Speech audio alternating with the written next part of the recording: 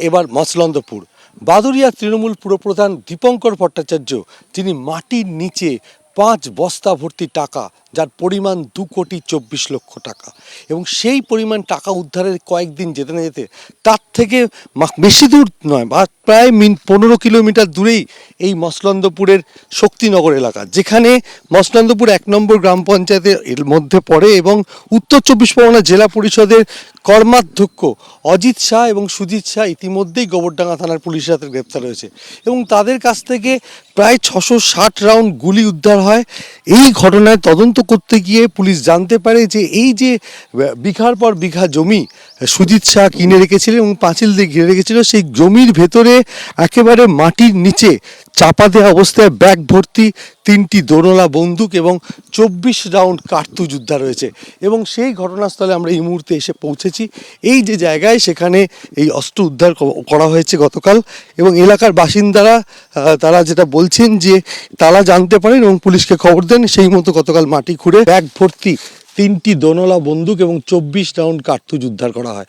এবং সুজিত শাহর বাড়ি থেকে তাদের জন্য গ্রেপ্তার করা হয়েছিল। মচলন্দপুরের বাড়ি থেকে 660টি কার্তুজ উদ্ধার হয়েছিল এবং 60টা খালি কার্তুজ উদ্ধার হয়েছিল এবং 2টো এয়ার গান উদ্ধার হয়েছিল। এবং তখনই পুলিশের সন্দেহ হয় এত পরিমাণ কার্তুজ কী জন্য ব্যবহার করা হতো। তখনই ধারণা হয়েছিল যে বেআইনিভাবে তাদের কোনো অস্ত্র রয়েছে।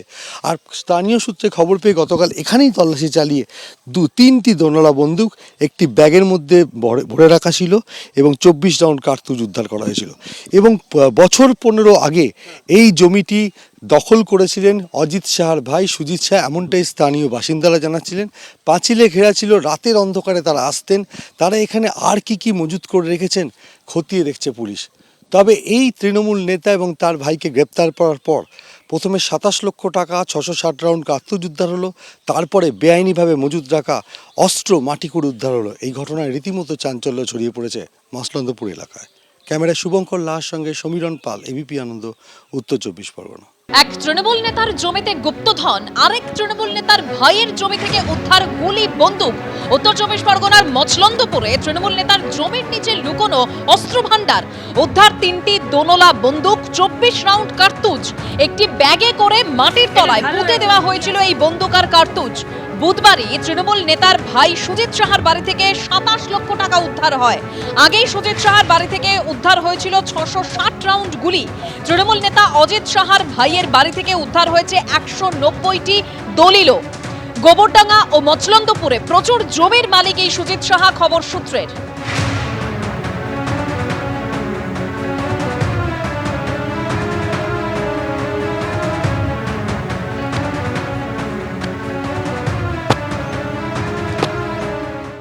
এবিপি আনন্দ, এগিয়ে থাকে, এগিয়ে রাখে।